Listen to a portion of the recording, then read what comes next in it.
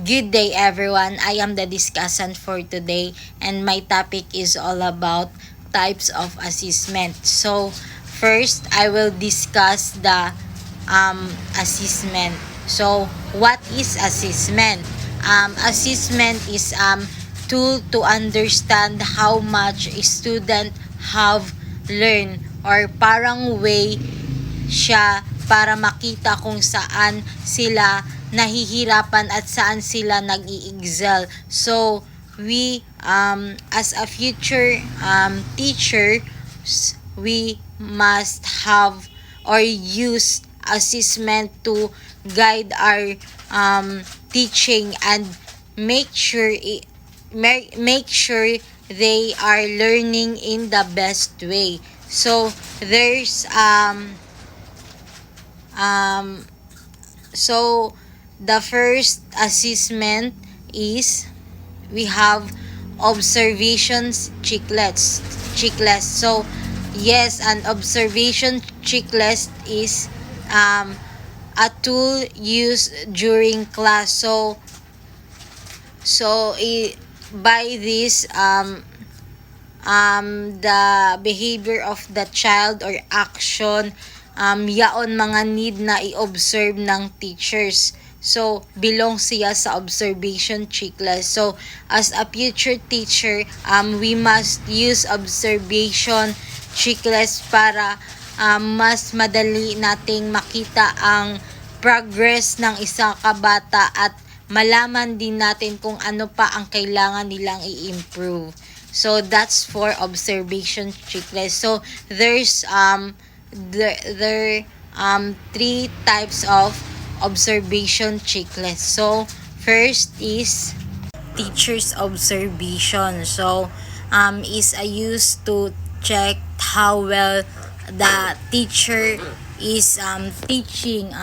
Tinitignan dito kung effective ba ang teaching strategies, kung may kailangan bang i-improve at kung paano pa sila mas mapapaganda ng ang pagtuturo. So example of this effective planning, yes, if the teacher is well prepared sa lesson. And also example sa teacher's observation is student or student and teacher relationship. So yes, very important talaga if may strong relationship kao sa imo teacher or student soon. So as we as future teachers, we must use this type of observation para ma-develop ang sarili nating teaching skills and to make sure we give quality learning to our students soon. And next types of observation is classroom observation. Is a tool used by school administrators to check if the classroom is positive and conducive for learning. So tinitignan nito kung maayos or maayos, malinis at welcoming ang classroom para sa mga estudyante. So example of this classroom observation is the classroom is organized and inviting for learning, meaning ang classroom ay maayos, organized gayud siya at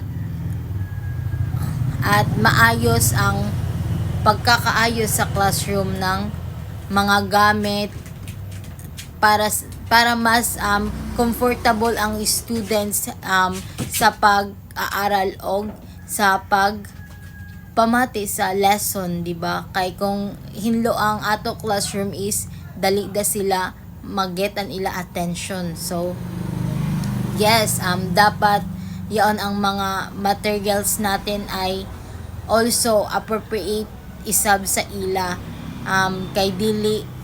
kay kung dili age appropriate ang mga materials possible usahay mo makuha gud siya sa disgrasya or what. So as a future teacher, we must create and maintain a classroom like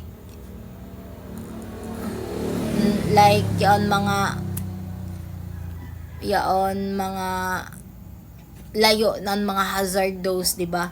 Para mas ma-enjoy ang mga students sa learning at mas effective ang teaching nato sa ila. So that's for classroom observation. So next, the last one is student observation. So a student observation checklist is used by teachers to evaluate students individually or in group. So focus on their behavior and interacts in classroom. So example of this academic or instructional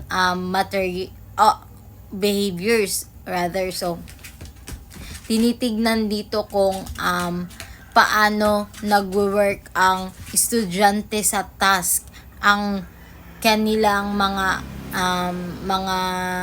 study habits or o kaya kung organized ba sila sa learning. So next, the second example is social behaviors. So ibig sabihin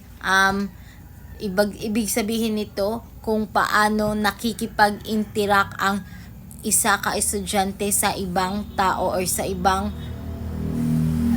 classmate nila sa inside the school. So kasama na ang mga peers at teachers at kung respectful ba at cooperative sila sa kanilang mga kaklase or grupo. So this observation is very important, diba?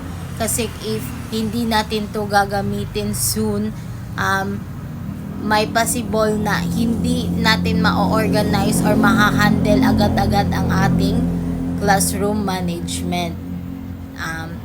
So next types of assessment is or para may pruweba or doon nilalagay ang mga output ng isa ka bata. So as a future teachers, we must use portfolio assessment para makita ang growth ng isa ka bata at malaman kung saan sila mas magaling at saan sila kailangan ng support. So lalo na ang mga students na hindi nagpa-participate agad-agad. So we can use this portfolio and anecdotal and also the observation checklist. So very important kayo ini ng mga assessment to our yes. That's end of my report. Thank you for listening. That's end of my report.